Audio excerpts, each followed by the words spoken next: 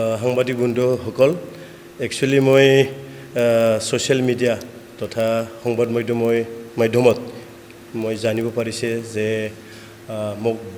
BPF দলত যোগদান কৰা বুলি কিছু বিপিএফ কৰ্মী দৰংগাজুলিৰ তেখেতসকলে মোক প্ৰতিমূৰ্তি দাগ কৰিছে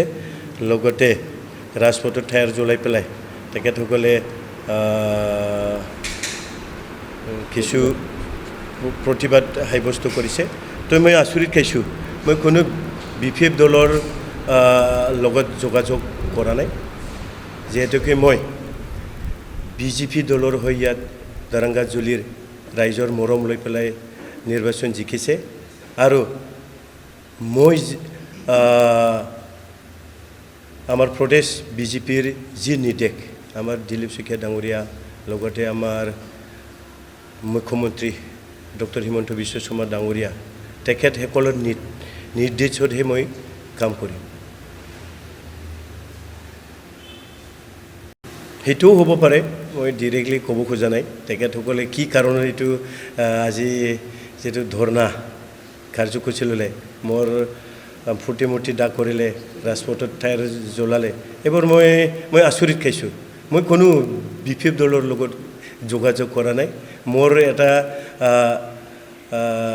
হাইকমাণ্ড আছে আৰু এই হাইকমাণ্ডৰ মতেহে মই ভৱিষ্যতে কাম কৰিম আৰু বিজেপি দলৰ পতাকাৰ তলৰ হৈহে মই কাম কৰি যাম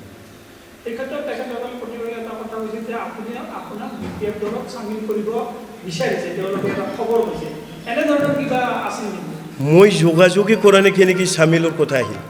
মই যোগাযোগ কৰাই নাই কোনো মই বিপিএফ দলৰ কোনো নেতাৰ লগত মই যোগাযোগ কৰা এইটো প্ৰশ্নই নুঠে আৰু প্ৰমাণ আছে যদি কওক মোক কাৰোবাৰ লগত যোগাযোগ যদি কৰিছে মই এটা প্ৰমাণ সহকাৰে কওক উইদাউট প্ৰমাণ এইটো মানে কিহৰ এইটো মানে ভিত্তিত এইবিলাক কাম কৰিছোঁ মই আচৰিত খাইছোঁ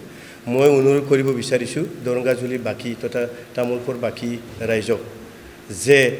আমাৰ নিৰ্বাচন শান্তিপূৰ্ণ হৈ গ'ল আৰু এতিয়া আমাৰ ৰাইজৰ হকে কাম কৰাৰ এটা সময় আহিল সেইটোহে হ'ব লাগে তো মই অনুৰোধ কৰিম নিৰ্বাচন যোৱাৰ পিছত আমাৰ কিছু কাম কৰিব লগা আছে কামবিলাক আমি কৰি থাকিব লাগে মইতো নতুন নহয় মই যিহেতুকে 4 বাৰ এই সমষ্টিটো মই প্ৰতিনিধিত্ব কৰিছোঁ মই এইবাৰহে তেনেকুৱা মানে মোৰ ওপৰত প্ৰতিবাদটো দেখিছোঁ মই এই প্ৰথম মই মোৰ জীৱনত মোৰ লাইফত মোৰ ওপৰত প্ৰতিবাদ কৰা মই এইটোৱেই প্ৰথম দেখিছোঁ সেইটো কাৰণে মই আচৰিত খাইছোঁ